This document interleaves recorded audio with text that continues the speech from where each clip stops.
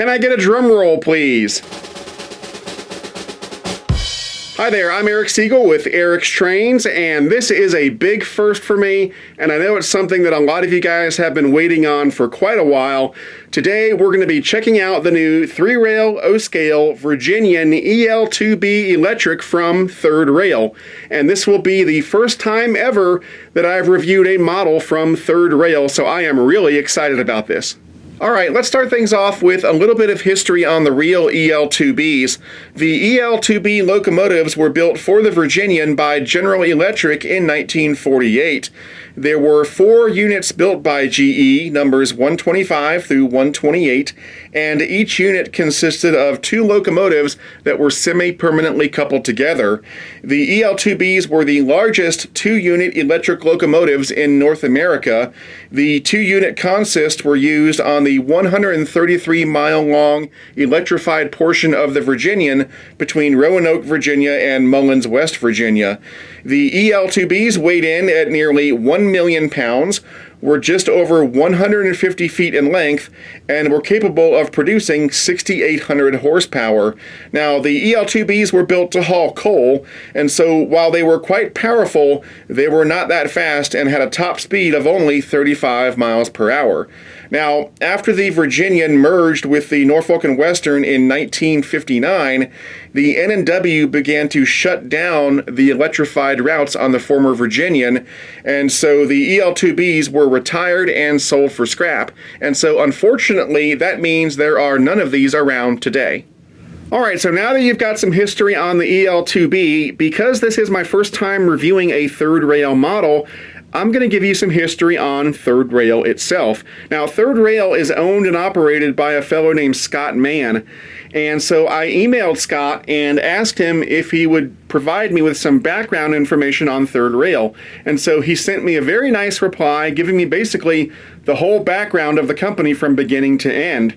And so rather than try to paraphrase that or put it into my words, I'm just going to put it in his words, and I'll read you exactly what Scott sent me. So, Sunset Models was founded in 1974 by my father, Morton Mann.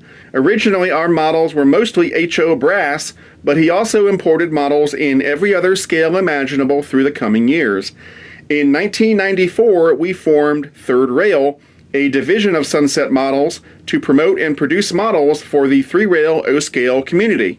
The first model produced in 3-rail was the Pennsy S2 steam turbine. Since then, we've made over 200 different models.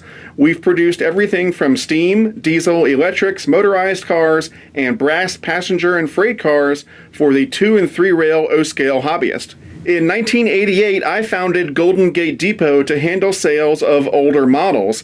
In 2007, I produced our first plastic O-scale project, the Pennsy P70 coaches.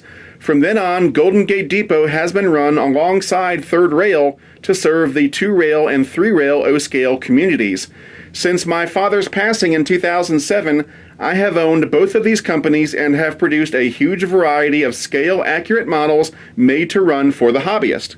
In 2018, we became the licensee for Electric Railroad Company brand electronics, the same brand that we use in our models for 3-rail TMCC operation. All of these models and electronics can be viewed, reviewed, and ordered from our website, www.thirdrail.com. All right, so now that you know the story of Third Rail, let me go ahead and answer a question that some newcomers may be asking, or at least those who are new to Third Rail may be asking, and that's whether or not this engine will run with your existing stuff. Will it run on your track and with your rolling stock?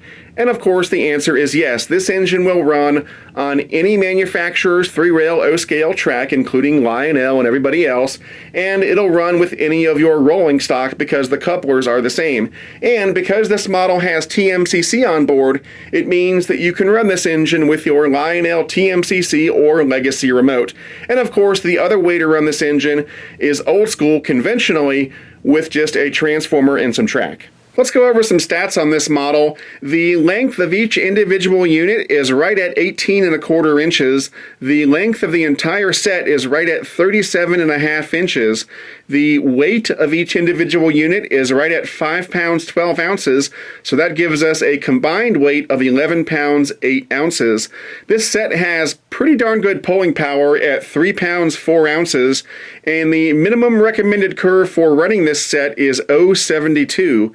And as I've said before, the minimum recommended curve is there for a reason, and I encourage you not to test that by running it on tighter curves than 0.72, because if you do, you will run the risk of damaging some of the finely detailed parts on this model. Now, although the two units in this set are designed to be run together, under the hood, each unit is its own individual locomotive in terms of command control and sounds and so forth. And so under the hood of each unit, you'll find TMCC command control, an updated rail sounds package, and the Electronic Railroad's cruise control on board. Lighting-wise, this model features all LED lighting, which is always nice, and it's got lots of other cool features and details, which I'll show you right now. Here we have the front of the engine, and down on the pilot you can see we've got some nice detail going on. Now, unlike a lot of O-scale engines these days, the front pilot is not attached to the front truck, so it doesn't turn with the front truck and look unrealistic. They do that a lot so that these engines can get around tight curves, but this one is attached to the body, but it does hinge a bit so that it can still get around tight curves. Lionel has been doing this a lot recently with their diesels and so forth, so it's nice to see that Third Rail is doing it as well. Now in the middle, we've got the electrocoupler that can be thrown from the Legacy or TMCC remote. Above that, we've got a little platform that's got some nice safety tread on there. And then we've got this wonderful looking nose. That Virginian logo looks awesome. The paint job is first rate. We've got some nice rivet detail going on. There's an operational headlight right here, a lighted number board above that, and then on the corners we've got operational marker lights and lighted number boards. Around the corner here you can see one of the many die-cast metal truck side frames on this model, but unlike the truck side frames on most O-scale engines, these are actually sprung with real springs. How cool is that? You don't see that very often. Also, the ladder going up to the cab is sprung. Check that out. And that way, when you go around a curve, the ladder can move out a little bit so it doesn't break off. And then when you're on a straightaway, it snaps back and looks much more realistic. Above that, we've got a nice little step.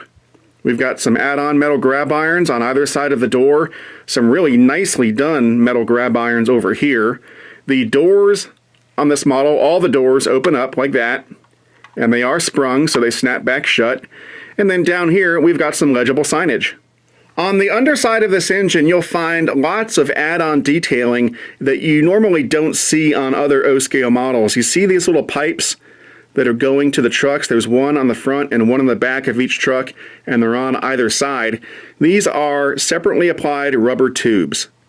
There's also a separately applied chain right here, and all sorts of other wonderful fine detailing, and it's really what sets this model apart from other models out there. You really don't see this anywhere else. Now, these details are great, but they're very delicate, and so you have to be careful how you handle this model and how you run the model, and that's why I told you not to test the minimum curve on this model, because if you run this on a curve that's tighter than what it's intended to run on, you could damage or break some of this wonderful fine detailing. In fact, I've already broken one of these tubes while handling the model. Fortunately, they pack replacements with the model when you buy it, so I was able to put a new one on and it wasn't the end of the world, but I still would have rather not had to do it. So not only do you have to be careful running this model, but you have to be careful handling it. Anyway, moving up here, the cab on this model is exquisite, and it's one of my favorite spots on this engine. On the outside, the windows all have clear plastic inserts in them. We've got some very nicely detailed add-on wipers and some metal grab irons above the windows. The windscreens are add-on parts, and they do move like that. On the inside of the cab, it's incredible. There are two hand-painted crew figures and a very nicely detailed control panel. Now, I can't get the camera in there to show you, so you'll just have to take my word for it, but the interior of the cab looks awesome, especially when the light comes on. Looking down the side, you can see this great looking Virginian logo and striping going all the way down. It looks awesome. We've got some nice molded in detailing going on, and then these great see-through metal screens going all the way down. And then down here, we've got some more legible signage.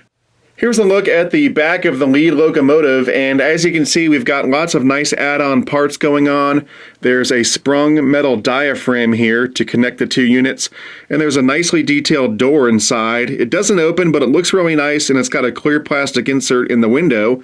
And then down here is the drawbar that connects to the second unit, and I'll show you how that works right now.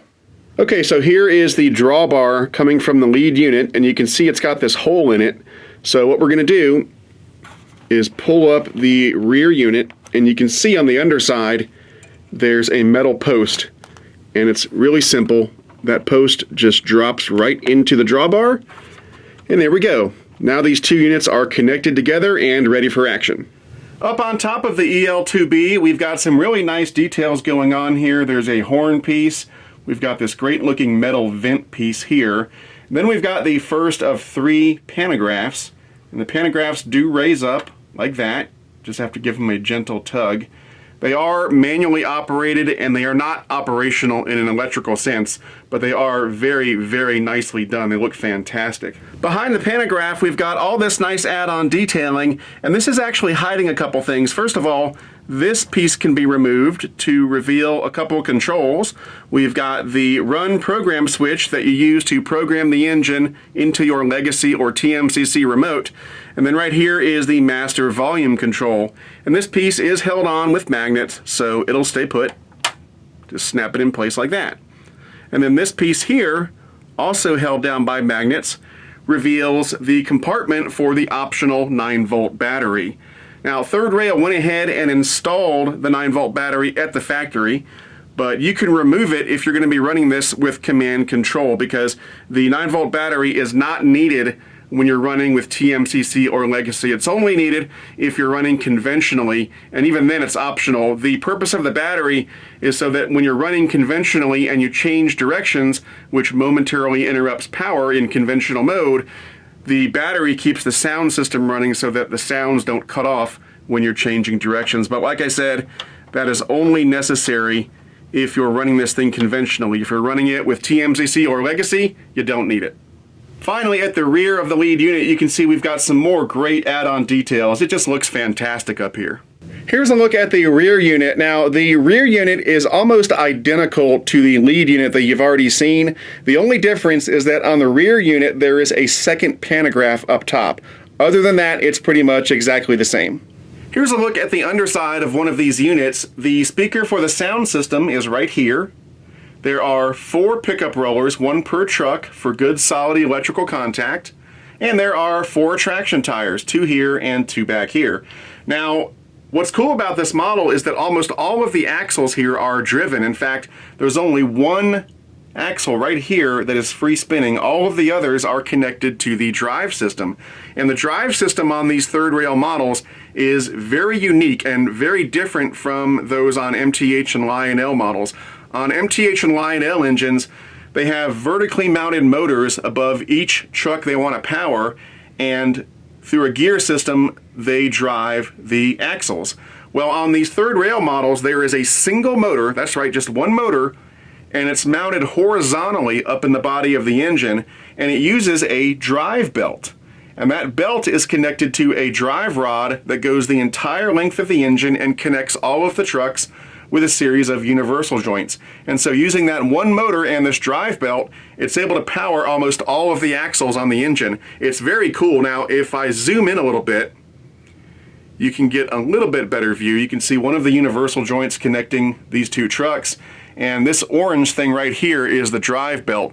But even with this close-up view, you still can't get a good idea of what's going on. So what I'm going to do is open up the engine and show you the motor and show you the drive belt. Alright, so with the shell off, here is the horizontally mounted motor. It's a big one.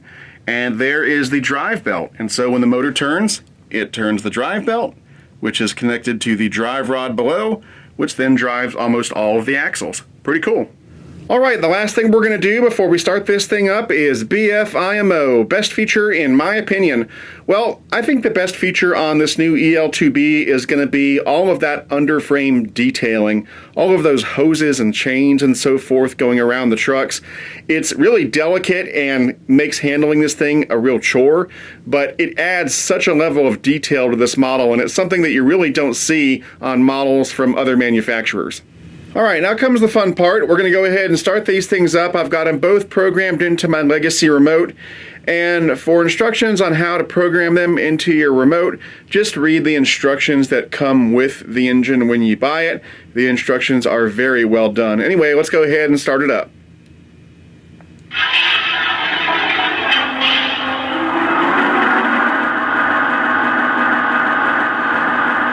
So first up, let's check out the horn.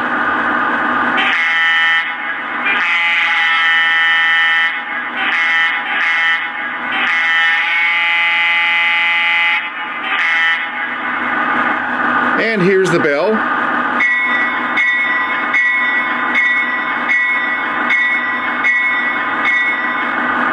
Now let's check out the Crew Talk sounds, and if you have a Lionel Legacy engine in your fleet, these Crew Talk sounds will probably sound familiar as they're the same sound files that Lionel has used. How's that track look? Are we clear? Over. Affirmative, the track is yours. Over. Roger that. All clear. Out. Dispatcher here. You're cleared onto the main. Over. Roger that. All clear. Out. Dispatcher here. Please hold for track orders. Over. Roger that. Out. How's that track look? Are we clear? Over. Negative. Hold your position. Over. Roger that. Out.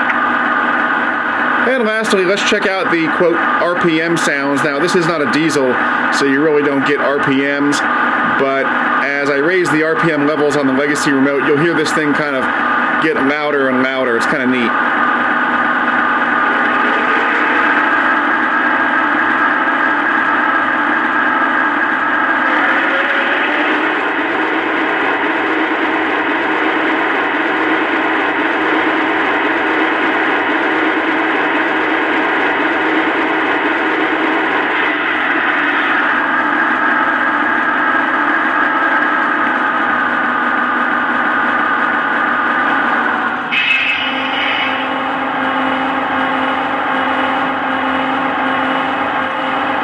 This is the lowest, quote, RPM level here, and I really like this level. It's kind of hypnotic.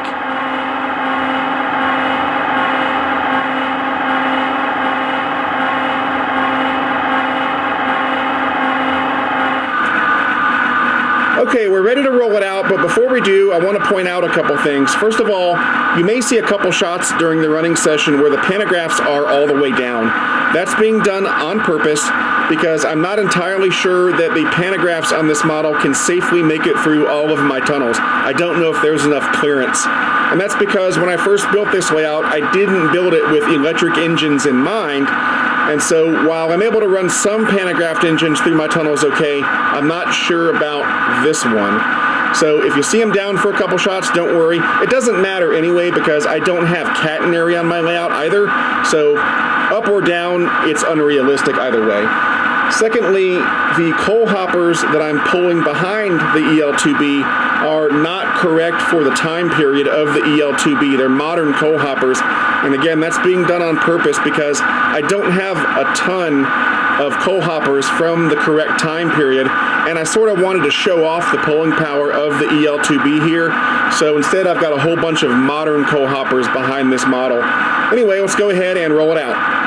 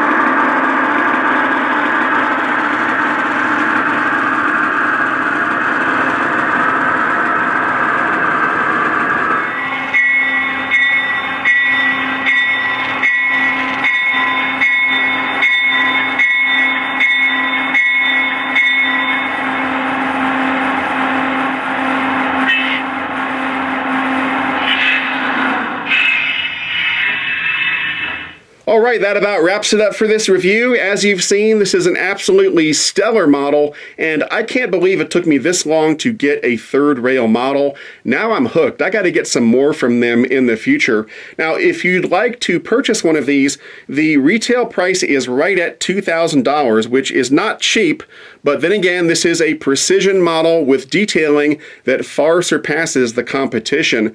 So if you'd like to get one of these, you can contact Third Rail by phone at 925-820-7701 or find them on the web at www.thirdrail.com. Now, if you like this video, please give it a thumbs up and please subscribe to my channel if you haven't already.